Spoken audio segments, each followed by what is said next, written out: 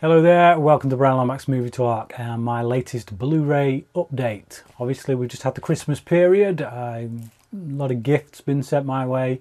People know what I like, pretty simple person to buy for, but yeah, some of these also bought myself from various places. So let's get into them. In no particular order, I've just literally put a pile together. Doctor Strange, yeah, really, first three of these are Marvel movies. There hasn't been a Marvel movie with regards to the Marvel Studios ones that I've given less than a 4 out of 5. Sad but true. Well, not sad. That's not sad, is it? That's good. It's good that they put out really great movies. But yeah, it's. I liked Doctor Strange. I liked it a lot. A few logic issues that, given the world it exists in, you're obviously going to have. But no, I think that Scott Derrickson did a really good job. You know, given the completely preposterous nature of what he had to deal with, as did Taika Waititi with Thor Ragnarok. I've only seen this the once when it came out in the cinema. I didn't quite rate it as highly as most people did. I still think it probably is the best Thor movie, but the villain was really weak, as is often the case in Marvel movies. But I liked this one. I liked it a lot. I can't remember that much about it, to be honest. Like I say, I saw it the once. All the Marvel stuff tends to blur into one. Especially as we get closer to a big Avengers movie, you know, when they all kind of get together. But yeah, looking forward to seeing that again.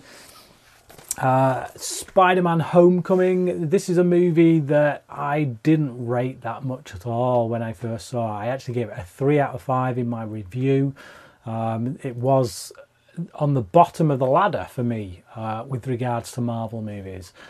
When I first saw it, it was the first one where I felt that they dropped the ball. I must have been in a weird mood that day. Along with many other reviews, it's one of the reasons I tried to steer clear of new releases for the most part, because my opinion just changes quite a lot. You know, yeah, I saw this again recently. And I loved it. I thought it was great, really good Spider-Man film. I still don't think it's at the top of the Marvel chain, but it certainly ain't anywhere near the bottom. So yeah, it turned me around. Next up is Jeepers Creepers 3. Now, before you rush to judgment, I really love the first film. I like the second one. I haven't seen this one. But yeah, I've not heard good things, and because I hadn't heard good things, I kind of stayed away from it. It only got released on Blu-ray over here. I didn't want to pick it up full whack, given what everyone had said about it. But I picked it up just the other day in HMV for $2.99. You know, it's a rental price. I figure if it is as bad as everyone says, then no harm, no foul. But I will watch it and I will review it sometime soon. Next up is Riddick. I actually got this off my brother just over Christmas.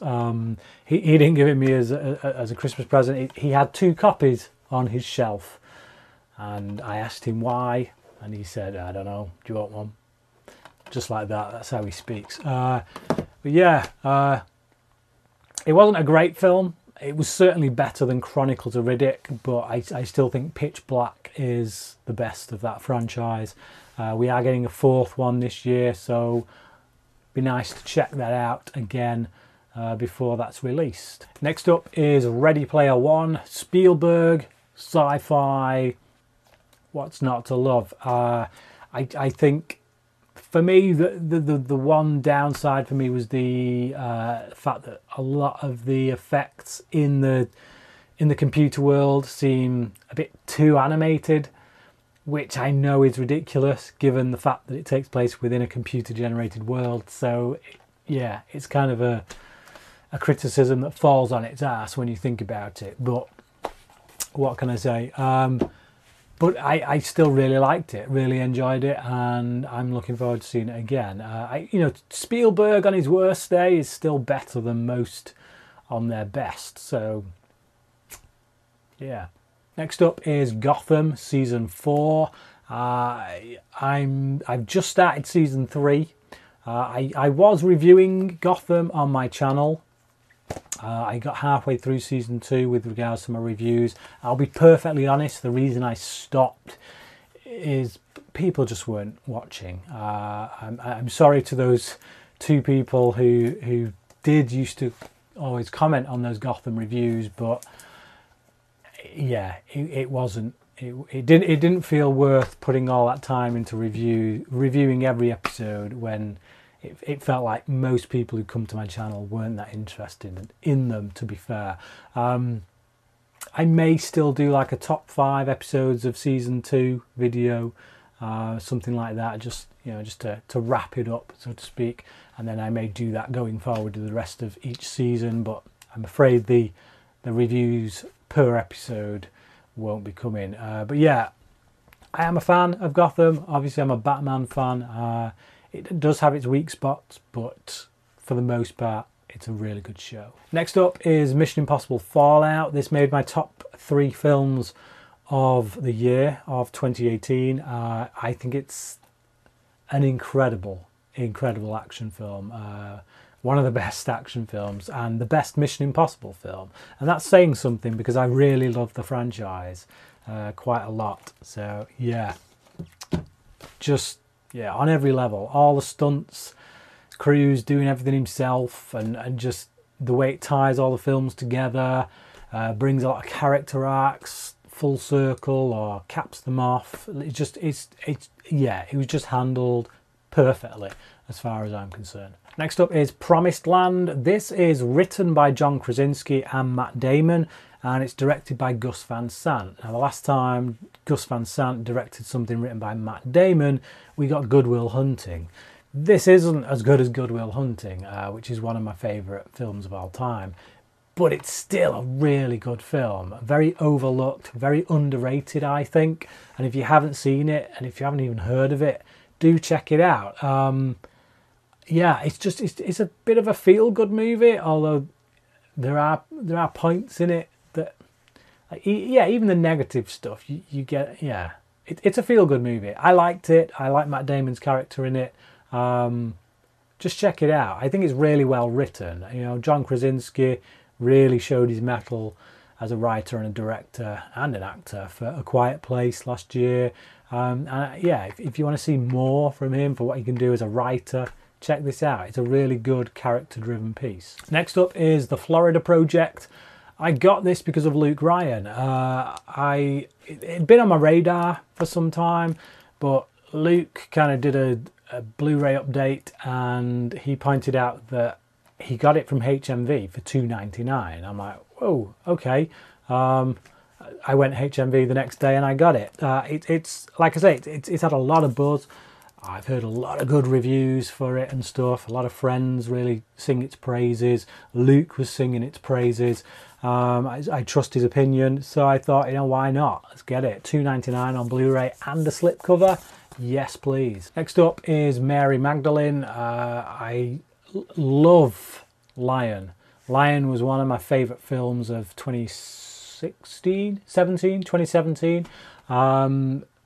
Incredible film. This is by the same director, not to mention the fact I do have a faith, so I'm hoping this is going to be faithful in some way. Yeah, I'm just intrigued. Incredible actors as well. Joaquin Phoenix, Chiwetel Ejiofor, Rooney Mara. Yeah, it's a stellar cast in a biblical drama.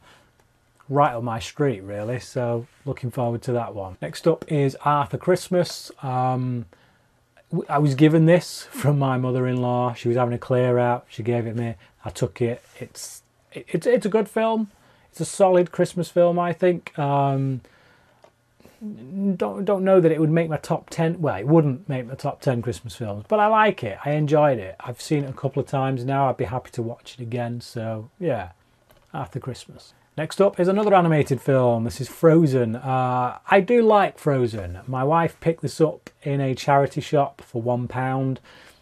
Can't really say fairer than that for a Blu-ray, quite frankly. We've seen it quite a few times. You know, we've got kids, so it's one of them that gets banged on a lot for kids, and it's one that I enjoy. I like the soundtrack. So yeah, Frozen, happy to have it on Blu-ray. Next up is the Arrow release of Candyman. This is a really beautiful set, actually. So they've done a few of these. I got the one for the Thing up there, which was gifted to me by Graham, aka Man v Film. But I really love these sets, and he sent me a message about this one coming out. I learnt about it through him. So yeah, I went out and I bought it when it came out. Because I love the film, and I've reviewed it recently on my channel, so yeah, check that out if you haven't already. It's a really nice set. I love the finish on the boxes. It's a really solid box. You know, you get the Blu-ray obviously in there, you get a booklet, a poster, the special features on them are mint, as you would expect with an Arrow release. Yeah, just really nice set. I would love a set like this for some of my all-time favourite films. I would love Arrow to do a Critters set like this. I can't see that happening. I know they're supposed to be doing... Well, I don't know if it's them, but I know that Critters is getting some kind of release soon. Yeah, I would love the first film in a set like this. Finally, we've got the Tron and Tron Legacy box set. I've never actually seen the first Tron film all the way through. I saw lots of it when I was a kid in dribs and drabs. I feel like I know what the movie's about and what happens in it and how it ends and things like that. So I feel like I know enough about it to have an opinion. But it will be nice to just go revisit it properly, start to finish, in Blu-ray, and yeah, I'm looking forward to that actually quite a lot. Tron Legacy, one of the best soundtracks ever for a film, ever. It's like it's in my top 5 movie soundtracks of all time. The visuals are stunning. The director of this film, Joseph Kosinski, if there's one thing he knows how to do, it's visuals. I don't think you can fault his visuals so far in any of his films. I felt the story was a bit lacking, mainly in the conclusion. I think the ending was a bit weak, but I'm willing to give it a rewatch. This was £2.50 in a charity shop. Both films on Blu-ray, £2.50. Can't say fairer than that. So yeah, I'm definitely willing to give them both another chance for that price. But yeah, there you go. I'm just going to whack that there on top of... In fact, I'm going to pull this out. It's not a Blu-ray, but it's a present from my wife for Christmas, which is a horror movie guide. Yeah, 365 movies. It gives you a history of horror. Gives all the key films throughout, you know, the 100 years of cinema. Yeah, really great book. I've been reading through it, really enjoying it. This is an updated version. I noticed that it had been it has been printed before in various years, but the last entry in this is Get Out. No, a Quiet Place. So the last entry is A Quiet Place. So it's very up to date. So I highly recommend going out and finding that. If you're just getting into horror, or if you're a long-time horror fan, I would recommend it for both, because it's a really good read. But yeah, there you go. That is my latest Blu-ray update and book update.